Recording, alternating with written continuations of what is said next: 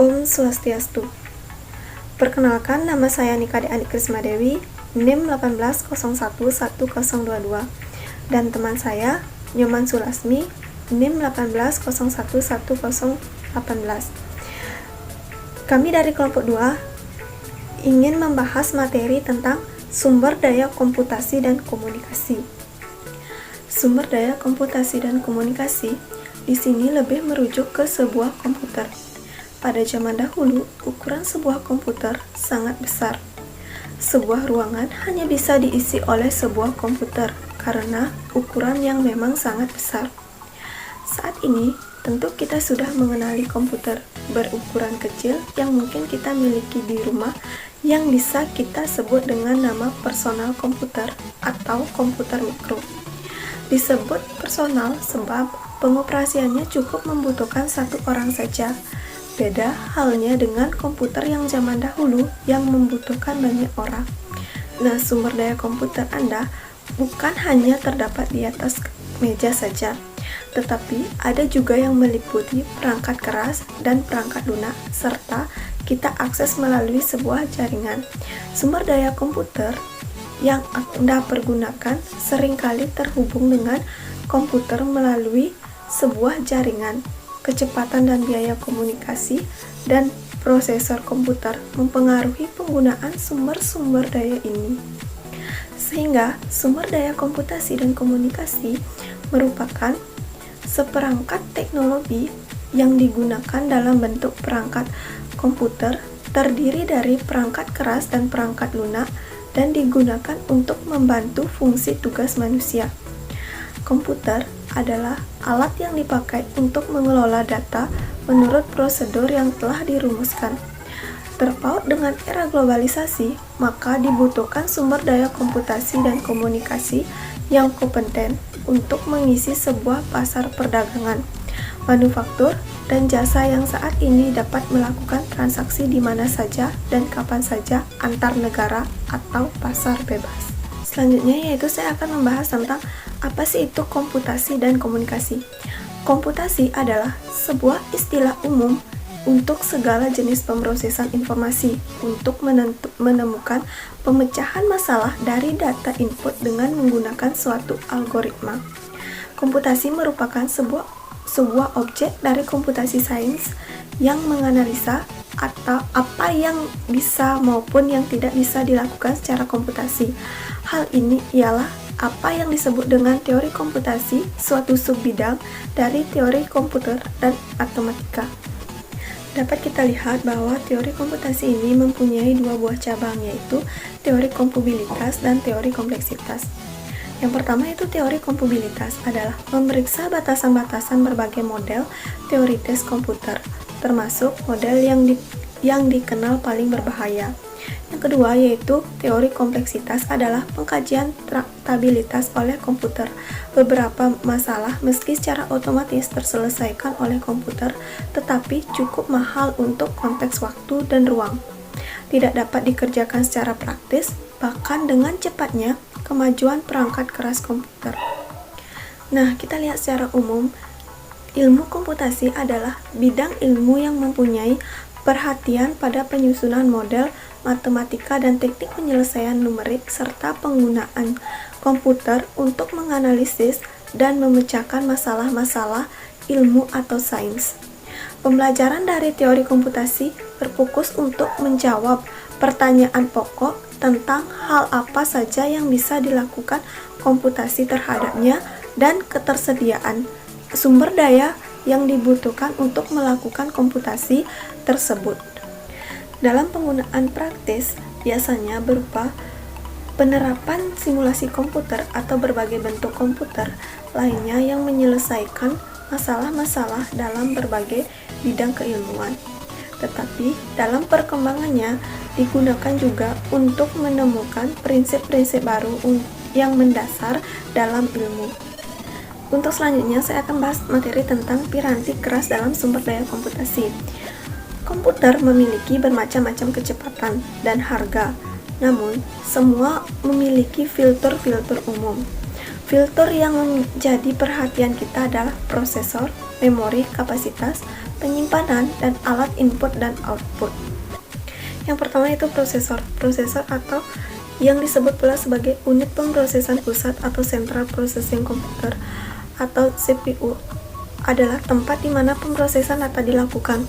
Kecepatan prosesor diukur oleh jumlah siklus yang terjadi per detik, dan angka ini telah berkembang dengan sangat cepat selama beberapa tahun sejak IMB memperkenalkan komputer mikronya yang pertama.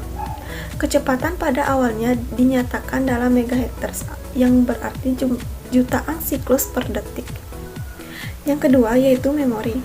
Pada dasarnya, data disimpan di sebuah komputer dalam dua cara, memori dan penyimpanan. Memori yang disebut juga ruang penyimpanan primer atau RAM mengacu pada area penyimpanan yang terdapat pada papan sirkuit komputer. Memori adalah barang yang rentan karena isinya akan hilang ketika daya komputer dimatikan. Karakteristik ini mencerminkan fakta bahwa nilai bit akan hilang dan dapat diubah secara cepat oleh sirkus komputer. Yang ketiga yaitu ruang penyimpanan.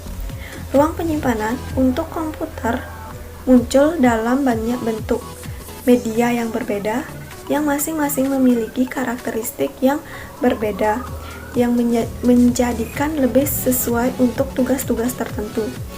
Ruang penyimpanan dapat berbentuk tetap atau dapat dilepas. Ruang penyimpanan tetap adalah ruang penyimpanan yang terpasang secara permanen di dalam komputer. Contohnya adalah hard drive komputer mikro. Ruang penyimpanan yang dapat dilepas dari satu komputer dan dipasang kembali ke komputer lainnya. Penyimpanan yang dapat dilepas biasanya berbentuk sebuah pita, disk USB, CD, atau media jinjing lainnya. Yang keempat, yaitu alat-alat input komputer tidak akan banyak berguna tanpa adanya alat-alat input atau output. Operasi bisnis membutuhkan sejumlah besar alat input dan output, dan dikembangkan alat-alat untuk memenuhi kebutuhan tersebut. Data yang diterima dari manusia mengacu pada input yang diisi oleh seseorang yang mengetik pada sebuah keyboard, menekan mouse, menyentuh monitor, berbicara ke mikrofon, atau interaksi lain yang serupa. Input yang diterima dari manusia sangat penting karena memberikan satu mekanisme langsung bagi para pengguna untuk mengendalikan komputer. Sebagian besar data pada awalnya memiliki bentuk yang tidak dapat dibaca oleh mesin atau perlu dilakukan entry data oleh manusia. Yang kelima, alat-alat output. Dua alat output yang paling dikenal layar komputer yaitu terkadang disebut monitor dan printer. Meskipun konsep kantor tanpa kertas telah mendapat banyak perhatian, hasil output cetakan tetap merupakan fakta dari komputasi. Printer memiliki keunggulan serupa dengan monitor. Perubahan-perubahan penting printer terjadi dalam bidang resolusi percetakan, kecepatan percetakan, dan warna. Saat ini, printer umum menggunakan teknologi laser atau tinta. Printer layar pada inti sama seperti mesin fotokopi, sedangkan printer tinta menyemprotkan tinta pada permukaan kertas. Hanya saja printer tinta lebih kecil dan memiliki biaya yang lebih rendah. Yang selanjutnya itu yang keenam, multimedia. Evaluasi pertama alat input dan output adalah menuju multimedia. Pengguna lebih dari satu media pada saat yang sama. Sebagai contoh, informasi dalam bentuk teks dapat diproyeksikan ke dalam komputer dengan disertai oleh suatu gambar atau video. Penggunaan tidak hanya dapat mengetikkan perintah, mereka menggunakan alat petunjuk seperti mouse atau berbicara ke mikrofon untuk memilih ikon. Yang selanjutnya menyebabkan komputer beroperasi pada layar pesan. Materi selanjutnya yaitu materi komputasi pribadi. Komputasi pribadi telah lama dihubung-hubungkan dengan komputer mikro. Bahkan, komputer mikro pada awalnya disebut komputer pribadi atau personal komputer. Komputer mikro saat ini muncul pertama kali bukan tergabung dalam suatu jaringan, melainkan setiap pengguna komputer mikro menggunakan sumber daya ini hanya untuk keperluan komputasi pribadi saja. Nah, ada 4 alat komputasi pribadi, yaitu yang pertama itu telepon seluler dengan pesan dan video interaktif. Perusahaan-perusahaan pembuat telepon seluler atau Samsung, Nokia, BlackBerry, dan lain sebagainya telah membuat telepon yang menampilkan pesan dan gambar-gambar berukuran kecil di layar tampilannya. Beberapa telepon seluler dapat menyiapkan video-video pendek. Keypad menjadi alat input meskipun beberapa orang merasa menekan tombol-tombol di keypad telepon adalah hal yang membosankan. Namun, telepon seluler memiliki kapasitas komputasi yang mendasar saja, dan keypad serta layar tampilannya bertindak sebagai alat input dan output. Yang kedua yaitu ada telepon seluler cerdas. Telepon seluler dianggap sebagai telepon cerdas ketika ia menjalankan pekerjaan-pekerjaan yang biasanya dihubungkan dengan komputer mikro. Nah, sebut saja smartphone bisa mengakses web dan dapat mesin koordinasikan seluruh informasi atau agenda, nomor telepon, dan banyak lagi yang lainnya dengan komputer mikro. Yang ketiga yaitu jaringan rumah. Jaringan komputer rumah telah sama populernya seperti perusahaan TV kabel dan perusahaan telepon yang memasarkan modem untuk koneksi internet. Banyak rumah tangga yang memiliki lebih dari satu komputer mikro, memiliki gerbang berkecepatan tinggi ke internet melalui modem kabel. Yang keempat yaitu keamanan komputasi rumah. 3 aspek keamanan memiliki arti yang penting bagi komputer mikro yang Anda pergunakan di dalam dan di tempat kerja, misalnya update, sistem operasi, virus, dan software keamanan bagi sumber daya sebuah organisasi seperti server web, basis data, dan jaringan. Hendaknya menjadi tanggung jawab dari para profesional sistem informasi. Terdapat dua jenis pembaharuan atau update yang penting bagi pengguna individu, yaitu update untuk sistem operasi dan untuk peranti lunak aplikasi. Mengupdate sistem operasi memang sangat penting bagi keamanan dan efisiensi. Keamanan adalah kepentingan utama, namun efisiensi hendaknya tidak diabaikan. Hampir setiap hari terdapat satu jenis peranti keras baru yang dibuat atau diperbaiki. Aplikasi peranti lunak menambahkan fitur baru.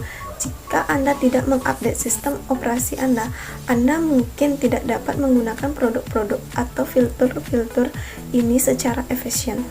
Nah, sekian dari materi yang dapat saya sampaikan, dan materi selanjutnya akan disampaikan oleh teman saya.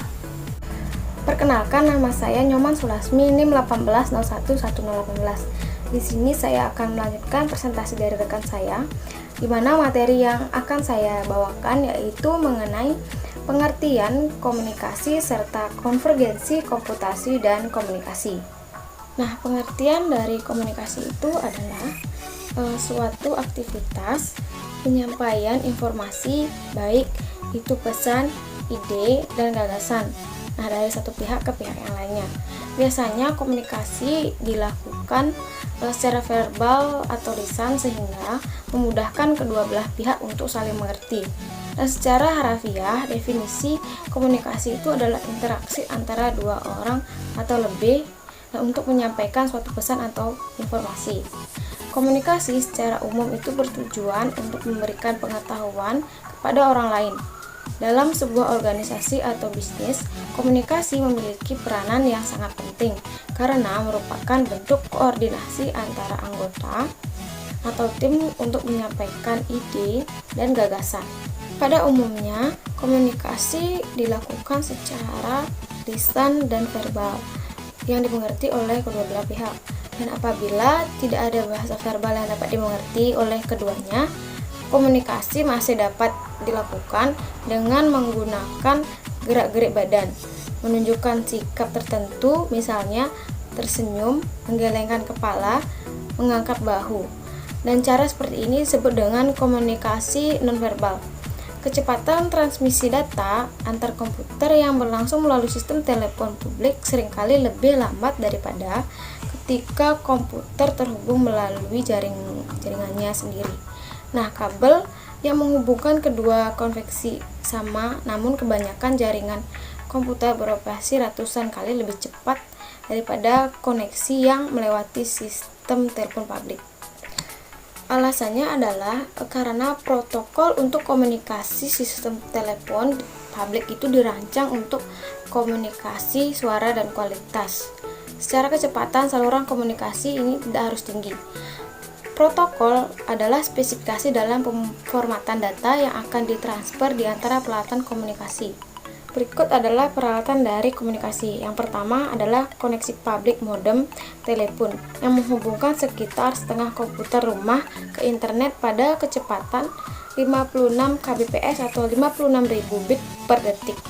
Protokol jaringan layanan digital terintegrasi atau Integrated Service Digital Network atau ISDN dan saluran berlangganan digital atau Digital Subscribe Line DSL menjadi standar untuk mengirimkan data pada kecepatan 1,5 hingga 32 Mbps atau 32 juta bit per detik melalui saluran telepon standar. Bagian kedua yaitu saluran pribadi. Saluran pribadi atau private line adalah satu sirkuit yang selalu terbuka untuk lalu lintas komunikasi. Nah, istilah-istilah saluran sewaan atau lease line dan saluran khusus atau dedicated line juga dipergunakan saluran pribadi yang ditunjukkan untuk Anda gunakan disediakan oleh penyedia layanan yang umum, yaitu perusahaan telepon. Yang ketiga yaitu jaringan pribadi maya atau virtual private network. Untuk dapat menikmati keamanan dan kecepatan saluran pribadi, namun tetap dapat mempergunakan jaringan internet yang berbiaya rendah, dapat memilih VPN sebagai pilihannya, atau jaringan pribadi maya atau virtual private network VPN. Untuk mengimplementasikan VPN organisasi perlu mengadakan kontrak dengan penyediaan layanan internet yang menggunakan peranti lunak tunneling. Nah, yang keempat yaitu komunikasi jaringan internasional. Organization for Standardization didirikan pada tahun 1946. Organisasi ini menciptakan arsitektur standar interkoneksi sistem terbuka. Nah, yang kelima yaitu protokol untuk komunikasi komputer. Nah, komputer pada awalnya tidak dirancang untuk berbagi data dengan komputer lain dan hanya dengan terminal. Terminal itu adalah suatu alat yang tidak memiliki ruang penyimpanan atau prosesor. Terminal hanya menyediakan alat memasukkan dan menampilkan data bagi komputer. IBM menyadari keterbatasan komunikasi ini sebagai suatu masalah sehingga IBM dan perusahaan-perusahaan lain mulai mengembangkan protokol komunikasi. Yang keenam adalah paket. Nah, untuk pemindahan data-data dengan volume besar, pesan-pesan yang dikirim perlu dipecah menjadi bagian-bagian kecil, sehingga pesan dari satu komputer tidak mendominasi media komunikasi. Nah, hal ini dapat dicapai dengan menggunakan paket-paket data. Nah, paket-paket data itu adalah suatu bagian dari data total yang akan dikomunikasikan digabungkan dengan alamat komputer yang dituju. Nah, komputer pengirim dan informasi kendali lainnya. Bagian yang ketujuh yaitu alamat jaringan internet. Nah, untuk menjalankan paket-paket melalui jaringan, setiap komputer yang menangani paket data harus memiliki satu alamat yang unik. Nah, ketika menjalankan paket-paket di internet, maka akan dipergunakan alamat IP. Nah, alamat IP ini adalah 4 bagian kumpulan angka yang masing-masing antara 0 hingga 225 yang dipisahkan oleh titik. Bagian-bagian tersebut akan menunjukkan jaringan, host, subjaringan, dan komputer yang sedang dituju. Pembahasan selanjutnya yaitu mengenai pengertian konvergensi komputasi dan komunikasi. Nah, menurut Suprapto pada tahun 2009, definisi dari komunikasi yang bersifat konvergensi mengandung arti bahwa informasi akan menghasilkan dan menentukan suatu hubungan antar dua individu atau lebih, sehingga perilaku komunikasi harus dipelajari dengan dasar pandangan siapa berhubungan dengan siapa. Alat-alat komputasi dan alat-alat komunikasi kini saling menyertakan fitur-fitur yang dimiliki di antara keduanya. Kemungkinan-kemungkinan yang ada dibatasi oleh usia baterai, kecepatan komunikasi, keamanan, ukuran tampilan, dan keyboard, serta imajinasi pengguna. Voice over Internet Protocol atau VoIP adalah perlewatan komunikasi suara melalui internet, laksana komunikasi digital.